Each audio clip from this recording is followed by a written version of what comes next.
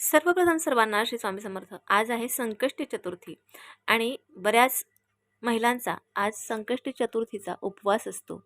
जर का उपवास नसेल तरीही किंवा असेल तरीही आज पूर्ण दिवसात जेव्हा केव्हा तुम्ही हा व्हिडिओ पाहाल त्यावेळेला तुम्हाला एक असा उपाय करायचा आहे ज्याने तुमच्या मनातली कुठलीही इच्छा असो, अगदी लहानातली लहान मोठ्यातली मोठी इच्छा पूर्ण करण्यासाठी आजच्या दिवशी प्रत्येकजण गणपती बाप्पाची अगदी लहान किंवा मोठी पण सेवा ही केलीच जाते.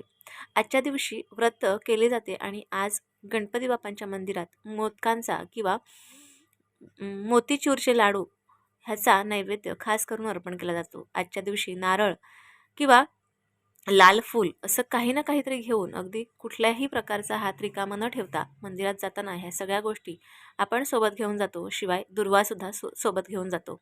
आजच्या दिवशी आपल्याला जर आपल्या मनातली इच्छा पूर्ण करायची असेल तर अगदी कुठल्याही खर्चाचा उपाय न घेता मी अगदी साधा उपाय तुम्हाला आजच्या दिवशी सांगते, कारण आजचा दिवस खूप महत्त्वाचा आहे.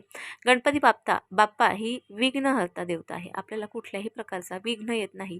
सर्वात पहिले आपण ह्या गणपती बाप्पांची पूजा करतो आणि मगच पुढच्या कार्याला सुरुवात करतो.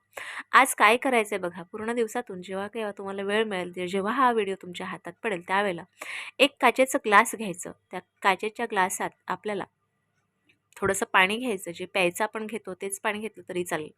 गणपती बाप्पांच्या समोर बसा किंवा रूममध्ये तुम्ही कुठेही बसा, एक आसन घ्या आणि जिथे कुठे तुम्हाला त्रास होणार नाही, लोकांकडे तुमचं लक्ष जाणार नाही, तुमचं चित्त एकाग्र होईल अशा ठिकाणी बसा. म्हणजे तुमच्या मनातली इच्छा गणपती बाप्पा लवकरात लवकर पूर्ण करतील. आता हा जसा उपाय आहे तर तुम्ही ह्या उपायाला लॉ ऑफ अट्रॅक्शनचा उपायसुद्धा सांगू शकता. अत्यंत प्रभावशाली आणि हा दिवस पुन्हा नाही, त्यामुळे आजचा दिवस खूप महत्त्वाचा आहे. उपाय करून घ्या. एक आसन घ्या किंवा असं साधंच बसले तरीही चालेल. एका ग्लासात प्यायचं पाणी घ्या, ग्लास भरून घ्या. चिमूटभर त्यात जे कुंकू आपण देवांना लावतो तेच कुंकू घ्या. चिमूटभर त्यात कुंकू घाला आणि त्यानंतर एक मंत्र म्हणायचा आहे. पहिलेच जे पाणी तुम्ही घेतलंय ग्लास भरून त्या पाण्याकडे पाहून चित्त एकाग्र करा.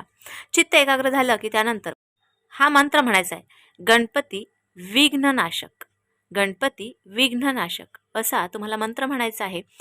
मंत्र कितीही वेळेला म्हणू शकता. त्यानंतर तुमचं चित्त एकाग्र तर झालंच असेल, त्यानंतर तुम्हाला जी तुमची इच्छा आहे ती प्रेझेंटमध्ये बोलायची आहे. मग ती काहीही असू शकतं.